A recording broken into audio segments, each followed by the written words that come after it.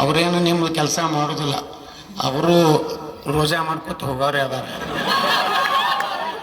ಅವರೇನು ನಮ್ಮ ದೇವಸ್ಥಾನಕ್ಕೆ ಬರೋಕ್ಕಿಂತ ಆ ಕಡೆ ನೋಡಿ ಇಟ್ಟು ಕೆಲಸ ಮಾಡಿ ನಾವು ಎಲ್ಲ ಸಮಾಜಕ್ಕೆ ನಾವು ಇವತ್ತು SC ST ಮೀಸಲಾತಿ ಹೆಚ್ಚು ಮಾಡಿದವ್ರು ನಾವು 15% ಇದೆ 17% ಮಾಡಿದೀವಿ.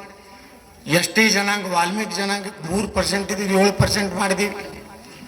ನಮ್ಮೆಲ್ಲ ಲಿಂಗಾಯತ್ ಒಳಗೆ ಉಪಪಂಗಡ ಪಂಚಮಸಾಲಿ ಆದಿ ಮಣಿಜೆ ಏನೇನು ಅದಾವಲ್ಲ ಅವು ಮರಾಠರು ಜೈನರು ಕ್ರಿಶ್ಚಿಯನ್ರು ಕೂಡ 7% 2D ಎದ್ದು ಕೊಟ್ಟಿವಿ. ಇವತ್ತು ಎಲ್ಲ ಸ್ವಾಮಿಗಳಿಗೆ ಕೇಳ್ತೀನಿ, ಆಯಾ ಸಮಾಜ ಸ್ವಾಮಿಗಳಿಗೆ ನಾವು ಮಾಡಿದವ್ರು ನಾವು ನೀನು ಸಿದ್ದರಾಮಯ್ಯ ಬಂದ್ರೆ ಕ್ಯಾಂಡಿಡೇಟ್ ಅಂತ ಹೇಳ್ಕೊಂಡ್ರೆ ಹಿಂಗೆ ನಿಂತಾರೆ ಎಲ್ಲರೂ. ನಮ್ಮೊಬ್ಬ ಸ್ವಾಮಿ ಅದನ್ನು ಹರಿಹರ ಸ್ವಾಮಿ, ಅದು ಬರೀ ರೊಕ್ಕದ ಗಿರೇಕೆ. ಅದು ನಮ್ಮ ಸರ್ಕಾರ ಇದ್ದಾಗ ಒಂದು 10 ಕೋಟಿ, ನಮ್ಮ ಈಶ್ವರಪ್ಪನವ್ರು ಇದ್ದಾಗ 4 ಕೋಟಿ, ಆ ತುಂಗಾ ಆರತಿ ಮಾಡ್ತೀನಿ ಅಂತ 30 ಕೋಟಿ ಎತ್ತಾನ. ಅದೆಲ್ಲ ಮಿಸ್ ಆಪರೇಷನ್ ಆಗಿತ್ತು. ಇವ್ರು ಜೈಲಿಗೆ ಹಾಕ್ತೇನೆ ಅಂದ್ಕೊಳ್ಳೇ ಬಾಗಲಕೋಟ್ನಾಗ ಅಡ್ಡಾಡ್ಲಕತ್ತ. ಹರಿಹರದಿಂದ ಒಬ್ಬ ಸ್ವಾಮಿ ಬಂದ, ನಾವು ಅದು ಹಾಡಿದ್ದೆಲ್ಲ.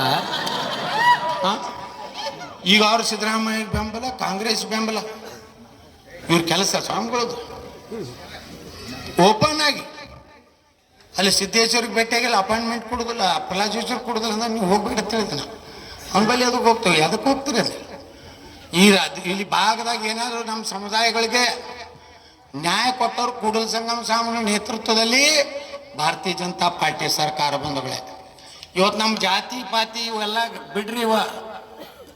ದೇಶ ಉಳಿದ್ರೆ, ನಮ್ಮ ಧರ್ಮ ಉಳಿದ್ರೆ ನಮ್ಮ ಜಾತಿಗಳು ಉಳಿತಾವು, ಇಲ್ಲಂದ್ರೆ ಭಾರತ ಉಳಿಲಿಕ್ಕೆ ಸಾಧ್ಯ ಇಲ್ಲ. ಇಟ್ಟು 10 ವರ್ಷದ ತಪಸ್ಸೈತಿ ನಮ್ಮ ಪ್ರಧಾನಮಂತ್ರಿಗಳು. ಒಂದು ದಿವಸನೂ ಆರಾಮಿಲ್ಲತ್ತ ಮಕ್ಕೋಲಿಲ್ಲ. ಸ್ವತಃ ತಾಯಿ ತಿರ್ಕೊಂಡ್ರು ಮುಂಜಾನೆ 5:30ಗೆ ದಿಲ್ಲಿದಿಂದ ಬರ್ತಾರೆ ಗುಜರಾತಕ್ಕೆ. ಒಂದು ತಾಯಿದೆಲ್ಲ ಅಂತ್ಯಕ್ರಿಯೆ ಮಾಡ್ತಾರೆ. 8 ಗಂಟೆಗೆ ಮತ್ತು ದೇಶದ ಕೆಲಸಕ್ಕೆ ಹೋಗ್ತಾರೆ. ಇಂಥ ದೇಶದ ಪ್ರಧಾನಮಂತ್ರಿ ಕಳ್ಕೊಳಕ್ಕೆ ನಾವು ತಯಾರದೀವನ?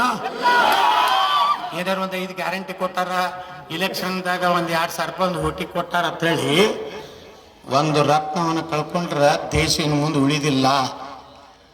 52 ಪಾರ್ಟಿ ಅದು ಈ ದೇಶನಾಗ ಮುಸ್ಲಿಮರ ಪರವಾಗಿ ಮಾತಾಡು. ಒಂದೇ ಒಂದು ಪಾರ್ಟಿ ಭಾರತೀಯ ಜನತಾ ಪಾರ್ಟಿ ಹಿಂದೂಗಳ ಪರವಾಗಿ ಮಾತಾಡುವಂಥ ಪಾರ್ಟಿ ಜಾತಿ.